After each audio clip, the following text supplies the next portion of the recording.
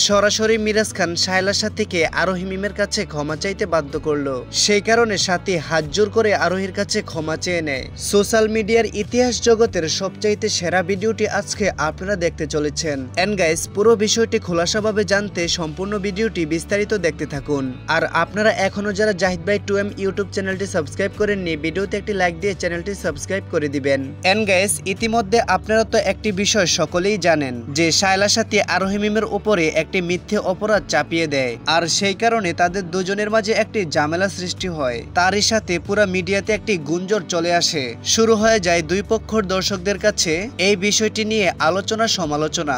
শায়লা সাথীর দর্শকরা আরোহী মিমকে আচ্ছা রকম ভাবে বকাবকি দিতে শুরু করে দেয়। ইভেন অন্যদিকে আরোহী মিমের ভক্তরা আবার শায়লা সাথীকে বকাবকি দিতে শুরু করে দেয়। তখন এই বিষয়টি নিয়ে প্র্যাঙ্কিং টিমে বেশ আলোচনা শুরু হয়ে যায় যে আসলে বিষয়টা কতটুকু সত্য, এবং কি তাদের মাঝে ঝামেলা যেটাই হোক, যেহেতু আমরা একই টিমে কাজ করি, তো সেই কারণে এই বিষয়টির একটি সঠিক সমাধানের প্রয়োজন। তখন প্র্যাঙ্কিং টিমের চেয়ারম্যান আর্থিক সচিব এই সম্পূর্ণ বিষয়টি হ্যান্ডেল করার জন্য মিরাজ খানকে বলে। তখন মিরাজ খানও বিষয়টি নিয়ে সামাজিক যোগাযোগ মাধ্যমে এসে কথা বলেন এবং এই সমস্যার আসল সমাধান খুঁজে বের করলেন।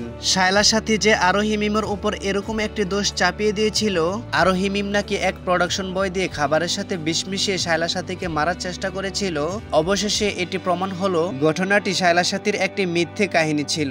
আরোহী মিম অল্প বয়সে এত বেশি জনপ্রিয়তা অর্জন করে নিয়েছে যে এই বিষয়টি শায়লা সাথী কোনোভাবেই মানতে পারেনি যে আমরা একই টিমে কাজ করি, তাহলে আমার কাছ থেকে বেশি জনপ্রিয়তা আরোহী মিম কিভাবে অর্জন করে। তো সেই সুবাদে শায়লা সাথী একটু চেষ্টা করেছিল আরোহী মিমকে কিভাবে নিচে দাবিয়ে রাখা যায়। তো সেই চেষ্টার অবসান ঘটিয়ে এখন বর্তমানে চলে আসলো সঠিক সমাধান। মিরাজ খান কিন্তু অত্যন্ত ভদ্র একটি ছেলে। সে সরাসরি লাইভে এসে এত সুন্দর একটি সমাধান দিয়েছে যে মিরাজের এই নীতি নৈতিকতা দেখে তার প্রতি সকলে এখন সম্মান প্রকাশ করছেন। মিরাজ খানের এই বিচার দেখে সকলেই অবাক হয়ে গিয়েছে। যেহেতু মিরাজ খানের সাথে আরোহী মিমেরও একটি সমস্যা ছিল, তো সেই কারণে মিরাজ খান কিন্তু চাইলে পারতো শুধু শায়লা সাথীর পক্ষ নিয়ে আরোহীর উপর দোষ চাপিয়ে দিতে, কিন্তু মিরাজ খান এটি করেনি। যেটা সত্য মিরাজ খান কিন্তু সেটাই করেছে।